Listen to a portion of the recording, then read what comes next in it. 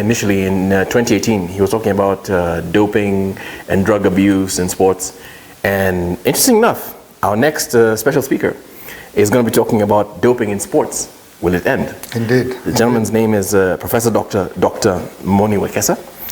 He is an associate professor of sports medicine and associate professor of law with PhDs, not a PhD, PhDs in sports medicine and law. Hence the doctor. You know, I never knew that there was such thing as a doctor until I had a conversation with Professor MONI WEKESA, and I was like, wow. Professor Dr. MONI WEKESA. Yes, thank you. Mm-hmm. Yes. And, wealth of experience. Yes. Amazing man. And he is, I think, one who created the laws of doping. Exactly, yes. In the country. Yes. So I think we're going to look forward to this discussion and his discourse this afternoon. This gentleman who has actually drafted the regulations for Ministry of Sports departments, he has served as coordinator doping control for FIFA and CAF, and has chaired the Kenya Anti-Doping Committee under National Olympic Committee of Kenya and the National Task Force on Anti-Doping in Kenya. Sir, we thank you, we welcome you to this special speaker session at the Kenya International Sports Film Festival 2020, the virtual edition.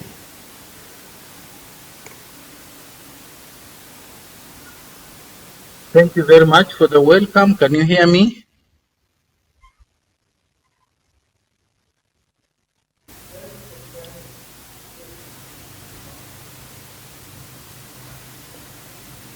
Hello. Can you hear me? We can hear you. We can hear you. He can't see us. Thank you very much. My topic today is doping in sports, and the question is whether it will ever end. Let me have the first. That is the topic. Second slide.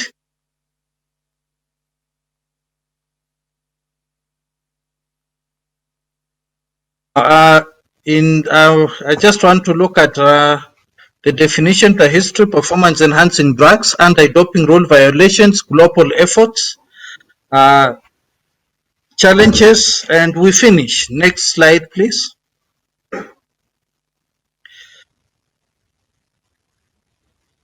Now, just to remind ourselves that the drugs that are used to enhance performance in sports are actually ordinary medicines meant for natural or acquired illnesses. For example, anabolic steroids are used to treat a genetic condition known as muscle dystrophy, in which the body just wastes automatically. The other one, erythropoietin, is a medicine known to treat anemia occasioned largely by kidney disease. And we have other drugs like marijuana and cocaine, which are normally used as recreational drugs. But then for the medicines to be able to enhance performance, then athletes must take them in doses of between 10 to 100 times. Once again, the drugs used for doping are actually medicines meant for treating illnesses, but then athletes benefit from them when they take larger doses than the clinical ones. Next slide, please.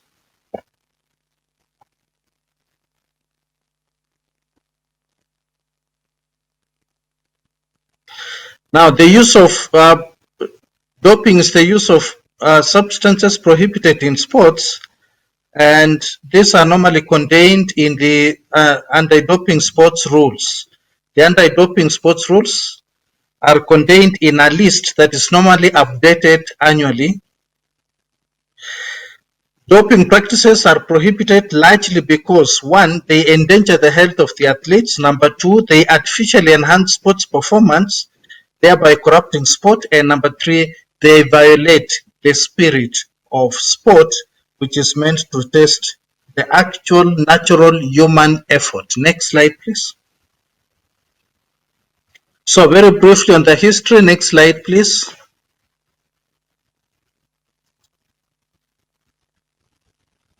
Now there's that picture on the left, if it can be moved away so that we only have one on the right. No, you removed the wrong one. Remove the upper one, please.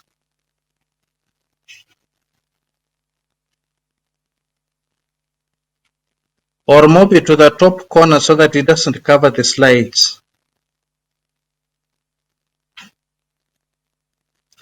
Just to remind viewers and listeners that doping in sports is as old as humankind.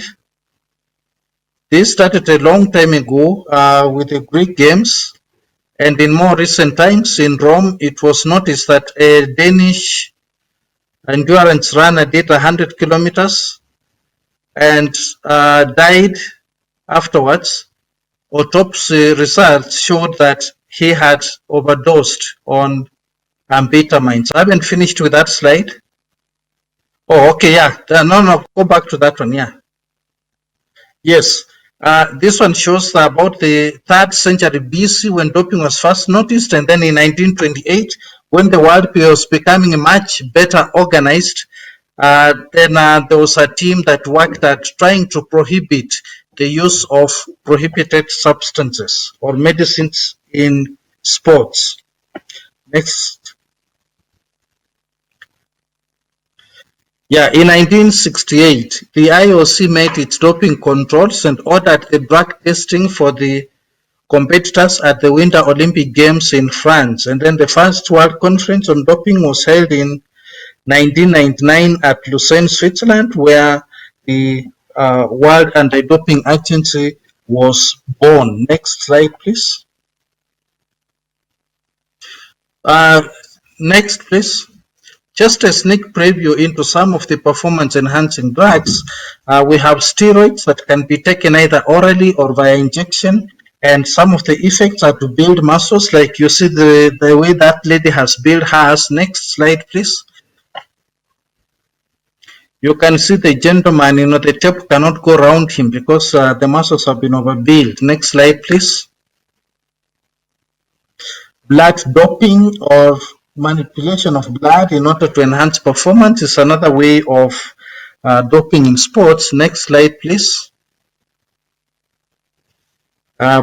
Previously, it involved re-injecting blood back into the system, but now we also have injection of erythropoietin, which then goes into stimulate an overproduction of red blood cells. Next slide, please. Next, and then without overproduction, back to the runners. With that, with the increased red blood cells, then one can run and run and run without getting tired. Next slide, please. Now, doping, although previously defined in scientific terms as the use of prohibited substances, it was found necessary to put it in legal terms so that people can be held to account for specific offenses, if I may call them so. Next slide, please.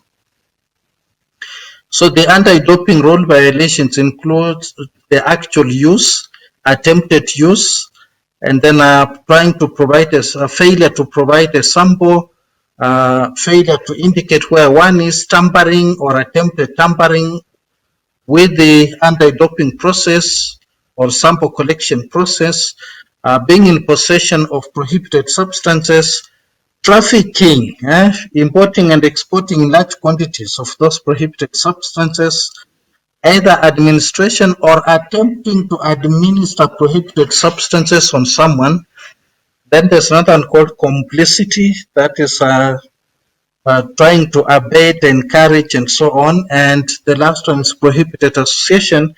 Prohibited association is a newer offense and anti-doping procedures. This is one that is prohibits clean athletes from associating with those who have been found to have doped, and therefore they are suspended or banned. Next slide, please. What are the global efforts at combating doping in sports? Next. So far, there has been global coordination of anti-doping activities spearheaded by the World Anti-Doping Agency. The next one is the involvement of all international sports bodies. That is to say, they have been whipped together through the International Olympic Committee to frown at doping maneuvers in sports, and them combined with government then go together to form the World Anti-Doping Agency. Over and above that, we have accredited laboratories.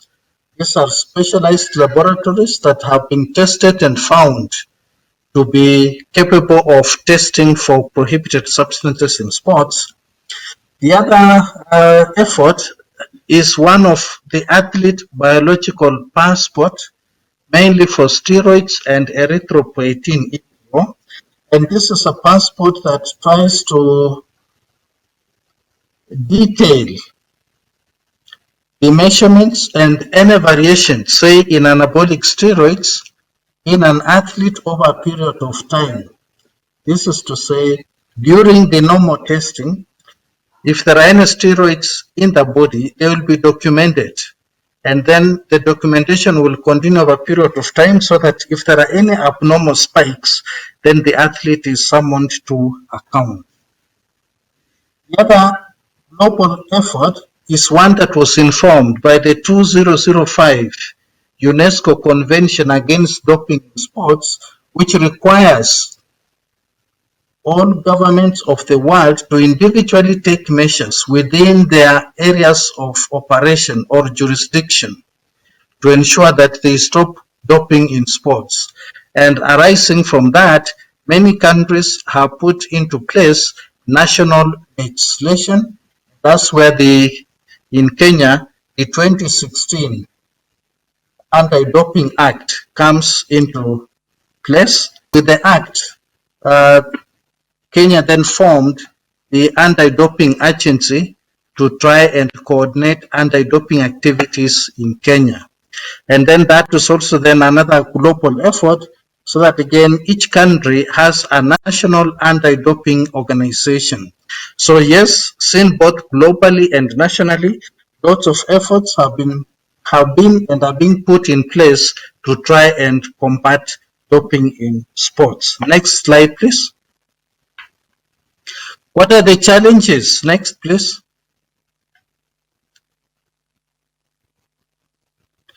The first challenge is the desire to be wealthy, to accumulate wealth, get a lot of money, be rich. We know many sports persons are extremely rich. They make their money from the sport. But the challenge with respect to doping is that some of them want to get that rich through unfair means. The other challenge is one of fame.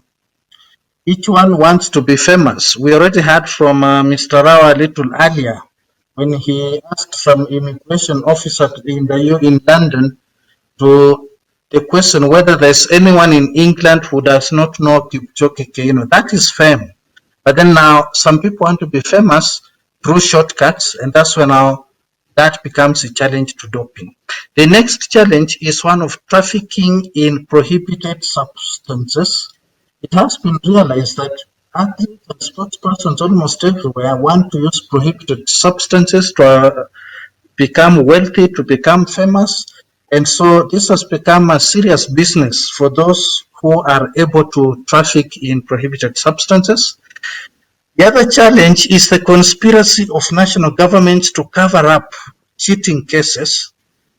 We shall see that a little bit again. Then the conspiracy of national sports bodies to cover up positive cases. Many sports bodies think that they are under pressure to bring back many medals to their countries. And so in the process, they attempt to cover up positive cases. The last challenge I have listed here is that of advances in science, namely in genetic and genomic manipulations. These seem to be ahead of the doping control game. That means athletes are able to start using that before the anti-doping authorities are able to check or control them. Next slide, please. So, just some comment on trafficking of prohibited substances. Next slide, please. We can see here on March 23rd of March 2017, there's this report in Spain where 14 people were arrested and more than 3 million doses of banned growth hormones were confiscated by police when they tried to crack down on trafficking of performance-enhancing drugs in sports. This is reported to have been one of the biggest hauls of its kind in Europe, justice officials in Valencia said. Now, let me also mention here very quickly that even before this one of 2017, there have been some previous ones since the year 2000, again in Spain and Italy, also in Greece. So just to indicate that trafficking in prohibited substances continues to be a serious challenge to the anti-doping efforts. Next slide, please. Conspiracy of national governments. Next slide, please. We are all alive to what has gone on in Russia and Romania. It has been reported, and the lid was blown off efforts by their government to try and cover up positive dope tests. And this just to illustrate that there may be some governments that continue to promote doping in sports and then cover up so that their athletes keep on shining and yet they are not playing it clean. I suggest to this as a possible solution that nationals from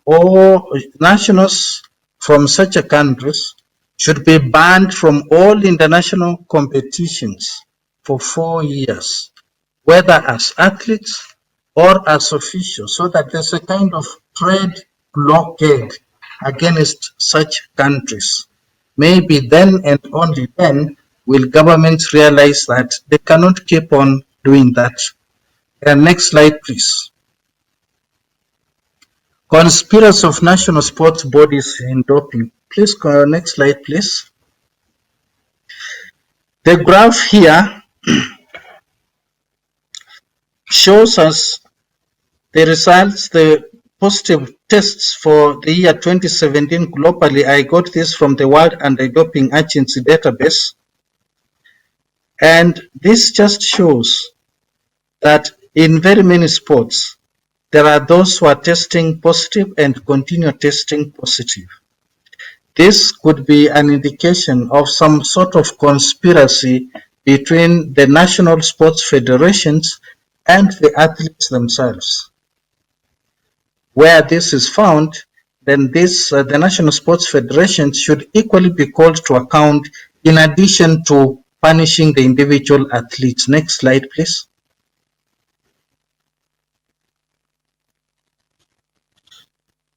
So the next point in terms of challenge is that of the advances in science, that is the genomic manipulations.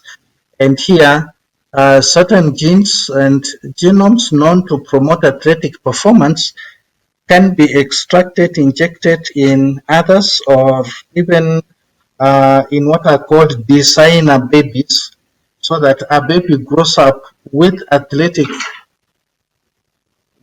super or enhanced athletic traits, and that way then no amount of testing can return a positive test, since these genetic traits would have been embedded in the genetic makeup of the person.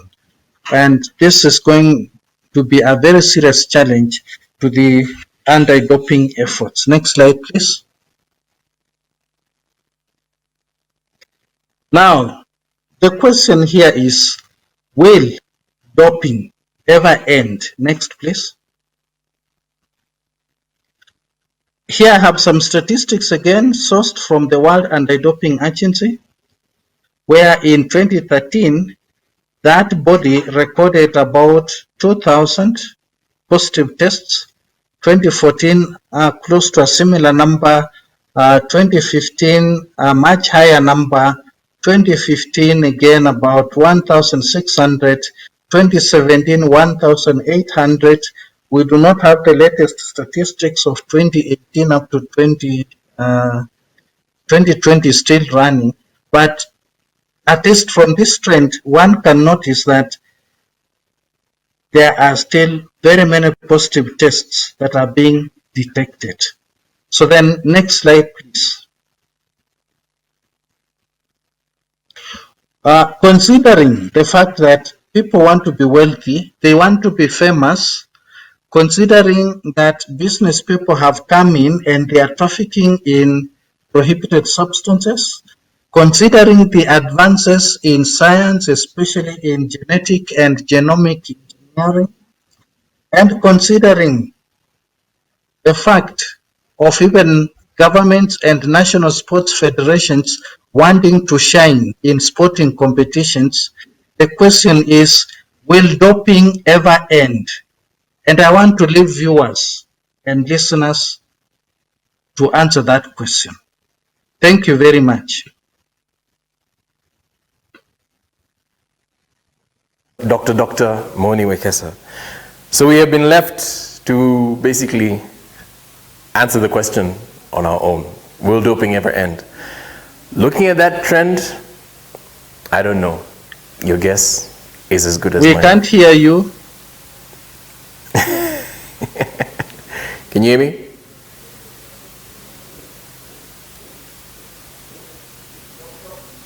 Professor Dr. MONI WEKESA, can you hear me? Yes.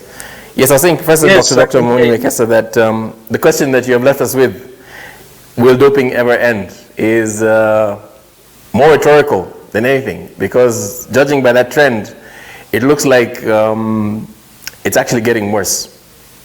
And unless we appeal to our own moral conscience and our moral values and the general essence of sports, then there's a problem.